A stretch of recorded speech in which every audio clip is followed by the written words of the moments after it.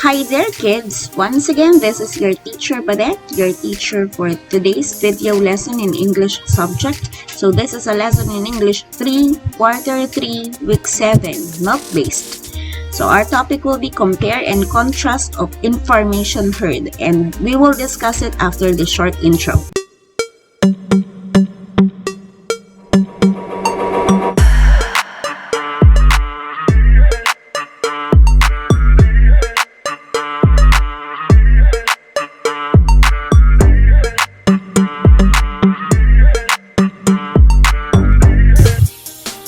At the end of this lesson, the learners are expected to compare and contrast information heard.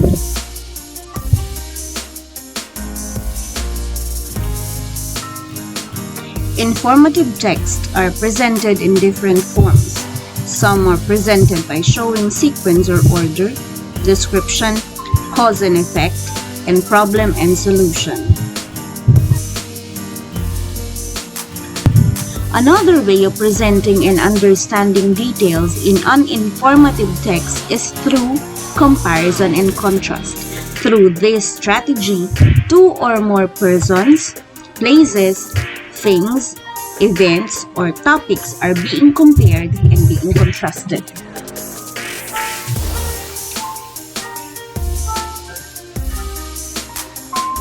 So take a look at this picture. What can you see on the picture? What is in the picture? So let us recall the lessons that we had last week in WH questions. So what is this and where can we find this amazing tourist spot?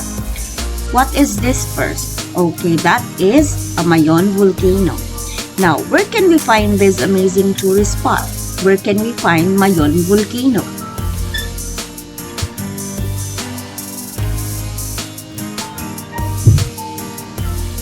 We can find it in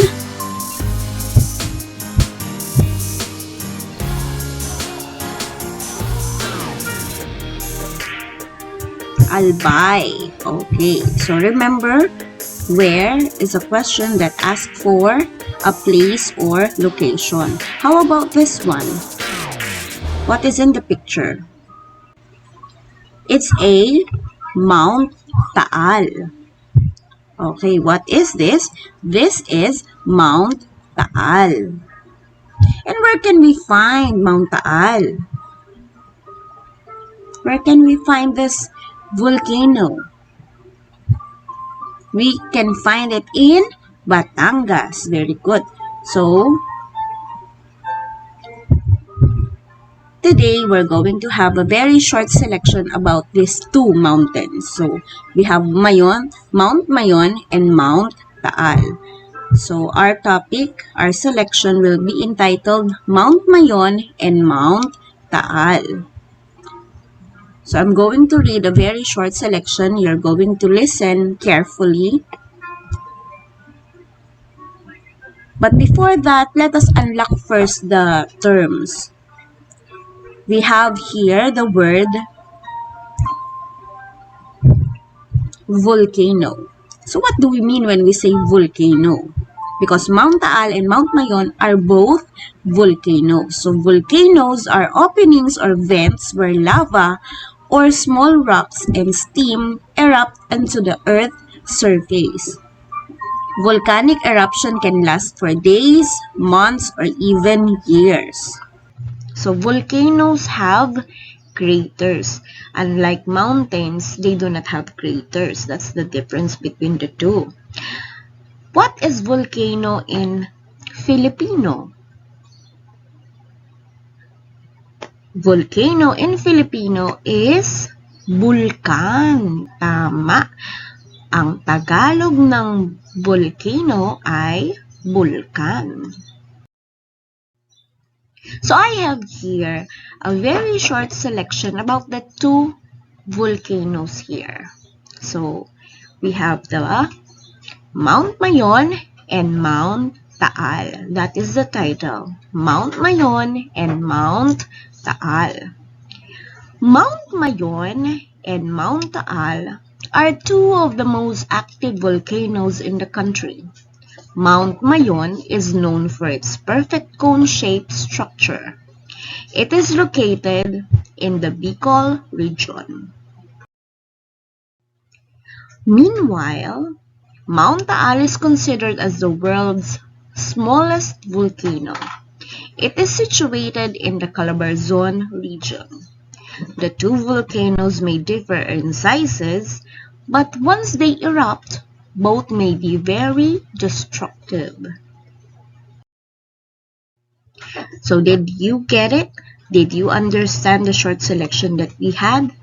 Now, how did the author present the information about the two volcanoes? How did the author present the information about the two volcanoes? Mount Mayon and Mount Taal are being compared and contrasted in the given selection. So what do we mean when we say compared and contrast? Their similarities are presented while their differences are also discussed. They are compared and contrasted in terms of their size and shape, location, and status. So I have here an example of this tool, a Venn diagram. So what is this? There are two circles here. So that is called Venn diagram. What do we mean when we say Venn diagram? So here, Venn diagram. So a Venn diagram is a tool. It is an overlapping circles or other shapes used to illustrate the logical representation or logical relationships between two or more sets of items. So here in the Venn diagram, we use this to show the similarities and differences of two given items, two or more given items. Specifically, here, example. I made an example. I use these two circles, overlapping circles here, to compare and contrast the two volcanoes that we had in our selection. Let us use this Venn diagram in comparing and contrasting the two items that we had in our selection. But before that, let us know first how to use this Venn diagram and what are we going to do with this Venn diagram. So, on the darker green side of the circle, you're going to list all the characteristics of item number 1. So you're going to list all the characteristics here of the item number 1 or all the things that describe or tell about the item number 1. How about here on the lighter green side of the circle? There, you're going to list all the characteristics and all the things that best describe or tell about the item number 2. So remember, in the selection, we are comparing two different volcanoes, right? We have the Mount Mayon and Mount Taal. Very good. So now, what are we going to do with the inner circle? Inner part of the circle, the overlapping one. So there, we're going to write the similarities. So using this Venn diagram, we can able to see the differences and the similarities easily. Okay. So there you are. You're going to write there the similarities of the two items. So I have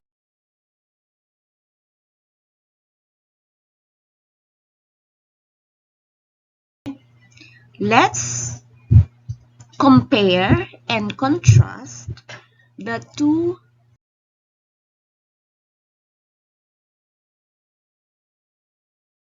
volcanoes. We have the Mount Mayon and Mount Taal. So now let's discuss the differences and the similarities of these two volcanoes, Mayon volcano and Taal volcano.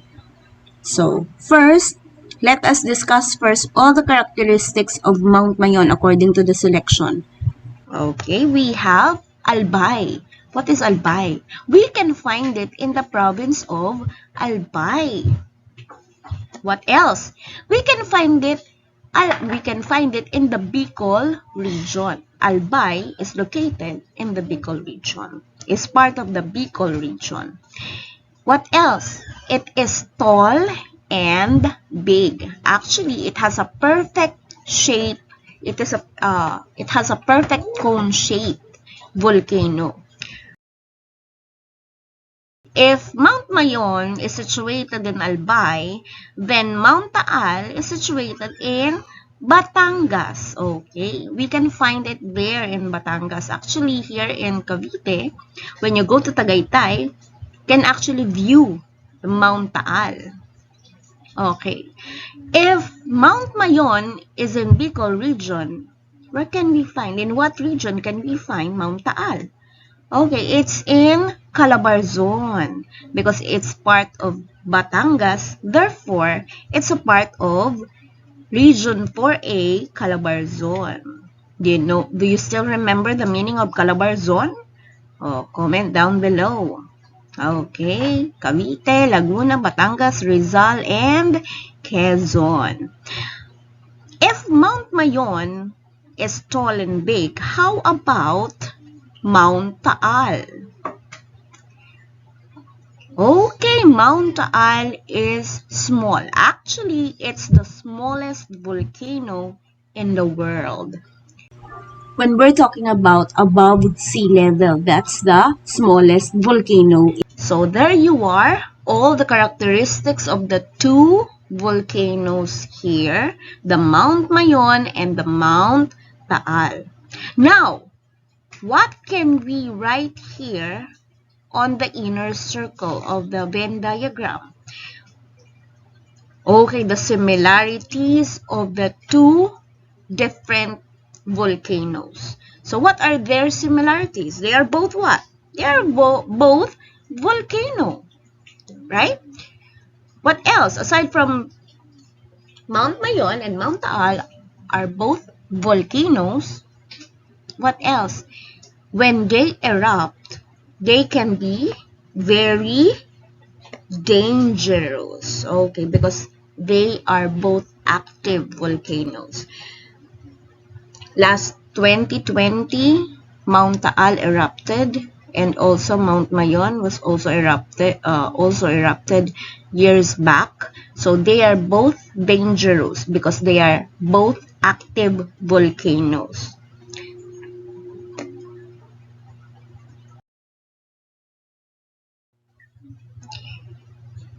So what do we mean when we say comparison and contrast? So comparison and contrast, one of the ways in presenting information is through comparing and contrasting. In comparing, one examines the similarities of two or more persons, places, things, events, or topics. So here in comparing, we're getting the similarities of the items of the person, either if it is a person, place, things, events, or topic. And on the other hand, when we say contrasting, we are showing the differences of the two or more items, whether if it is a person, a thing, an event, events, topics, whatever. In contrasting, we're going to try to show the differences of the items. So this is an example of comparing and contrasting. Here, using the Venn diagram. Here we compared and contrasted Mount Mayon and Mount Taal. There you are. We listed all the the differences of the two volcanoes, the characteristic of the Mayon volcano and the characteristic of the Taal volcano. And then on the inner circle, we listed the similarities of the two volcanoes. So I have here additional example. So for better understanding, I add example. have here picture. So, yan. I have here picture. What can you say about the picture? Yan. We're going to get the similarities and the differences of this picture. Now, we're not going to use a Venn diagram here. We're going to list in a table manner. We're going to list the similarities and the differences. So now, can you give me the similarities and the differences of the two persons in the picture? So let's have, they are both girls. So their similarities is that they are both girls and they're both students and they both hold notebooks. So how can we say that they're both students? Because they're both wearing uniforms. Very good. So also they both hold notebooks. That's correct. So that is their similarities. How about the differences? What is the difference between girl A and girl B? Girl A is the one who holds blue notebook and girl B is the one who holds the green notebook. So, let us see. What are their characteristics? Girl A has a long hair, as you can see, while girl B has a short hair. Can you see that? Can you see their differences? And on the other hand, girl A, another differences that they have. Another differences is that girl A is short while girl B is tall. As you can see, girl A is shorter than girl B and girl B is taller than girl A. So those are their differences. Now, if I ask you to transfer this using the Venn diagram, can you do that alone? I'm sure you can do that alone. You try it. And comment down below if you actually made it all by yourself. Are you ready for activity number 1? So learning task 1, here's the directions. Read the statements below, then identify the topics or items being compared and contrasted. Write the letters of your answer in your notebook.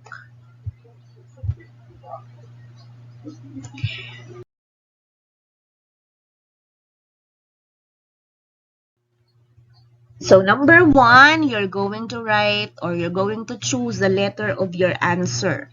So number 1, the capital of Cavite is Imus, while the capital of Quezon is Lucena. Which items are being compared in that number item? Letter A, Cavite and Quezon. B, Rizal and Antipolo. Or C, Quezon and Lucena. How about number 2? Eagles can fly while whales can swim.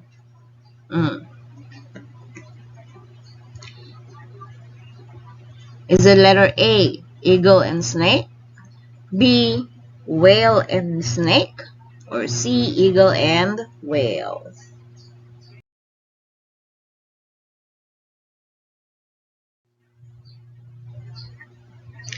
Number 3, Jose Rizal was born in Calamba,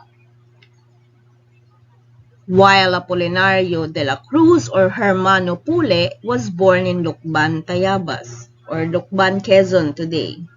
A, Jose Rizal and Miguel Malvar. B, Jose Rizal and Apolinario de la Cruz. Or C, Jose Rizal, Apolinario de la Cruz and Hermano Pule.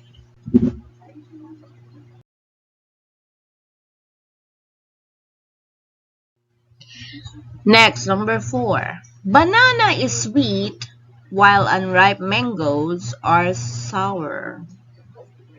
Banana is sweet while unripe mangoes are sour. A, banana and Chico. B. Banana and calamansi, C. Banana and oranges, or D. Banana and unripe mangoes? Write your answers on your notebook. And item for number 5, teachers teach learners while doctors cure sick people.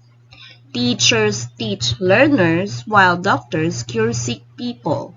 Is it A, doctors and nurses, B, teachers and nurses, C, lawyers and teachers, or D, teachers and doctors? What are the two items being compared there? Write your answers on your notebook. Okay, let's check your work.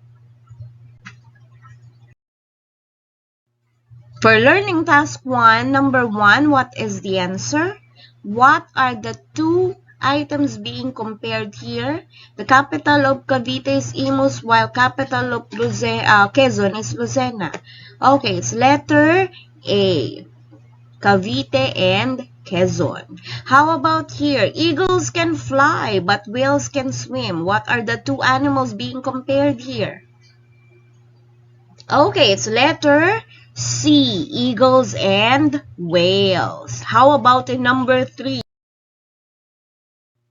Jose Rizal was born in Calamba, Laguna, while Apolinario de la Cruz or Hermano Pule was born in Lucban, Tayabas, or Quezon today.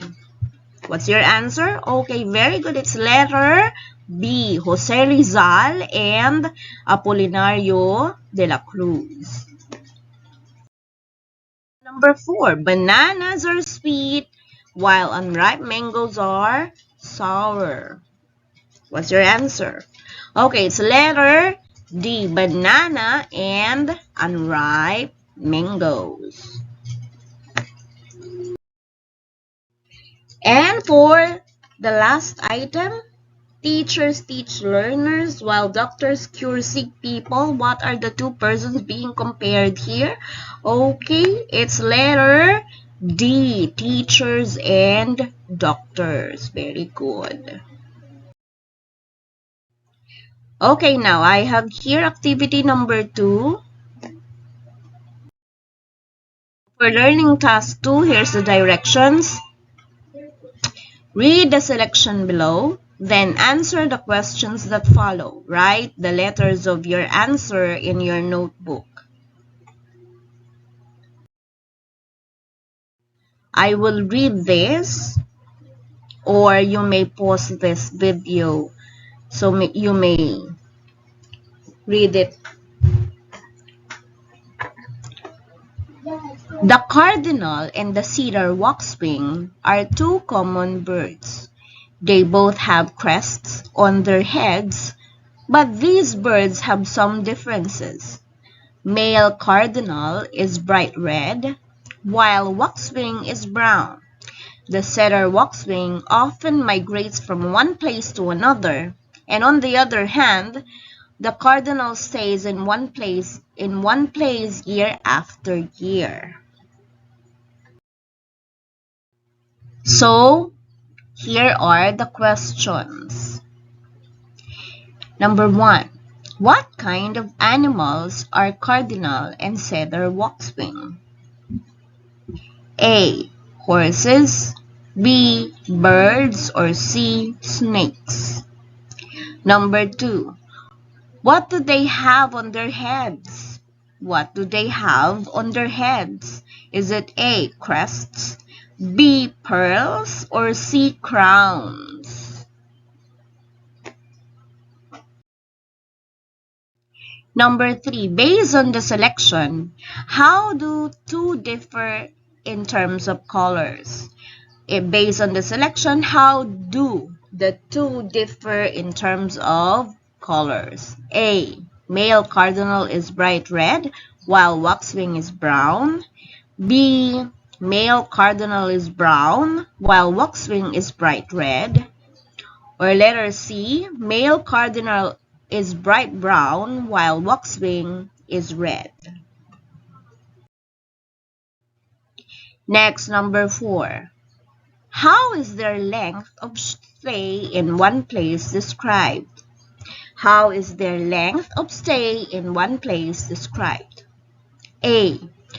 Waxwing stays in one place year after year, while cardinal migrates from one place to another. Letter B. Waxwing and cardinal both stay in one place year after year. Letter C. Cardinal stays in one place year after year, while waxwing migrates from one place to another. Choose the letter of your answer and write it on your notebook. Okay, let's check your work. Learning task 2. Here are the answers. For number 1, what are cardinal and stellar waxwing? What kind of animals are they? They are both birds. Very good. How about number 2? What do they have on their heads? They both have crests on their heads. Number 3, what is the answer? It's letter A. The male cardinal is bright red, while waxwing is color brown or brown in color. And number 4, how can we describe the length of stay of these two birds in one place? The answer is letter C. Cardinal stays in one place year after year, while the waxwing migrates from one place to another. And for the last activity number 3, here is directions. Complete the paragraph by selecting your answers from the choices inside the box. So where are you going to get your answers? On the or inside the box. Okay, I have here the box. So inside the box there are choices. Will you please read the choices? We have differences, informative, and similarities. Okay. Comparing and contrasting is one of the ways in presenting blank text. What is the correct answer? In comparing, blank between two or more persons, places, things, events, or topics are being presented. And meanwhile, contrasting shows the blank between two or more items.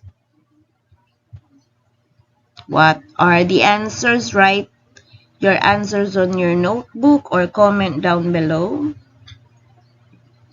Okay, very good. Let's check your work.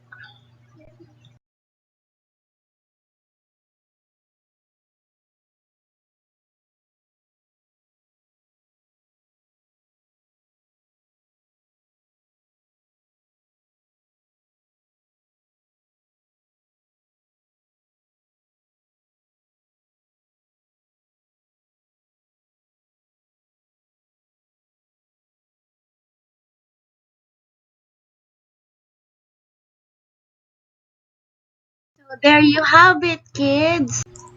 Again, thank you so much, kids, for watching and listening. I hope you gain something from this video lesson. Always remember, studying is better, but the result of it is the sweetest. So go get up and learn.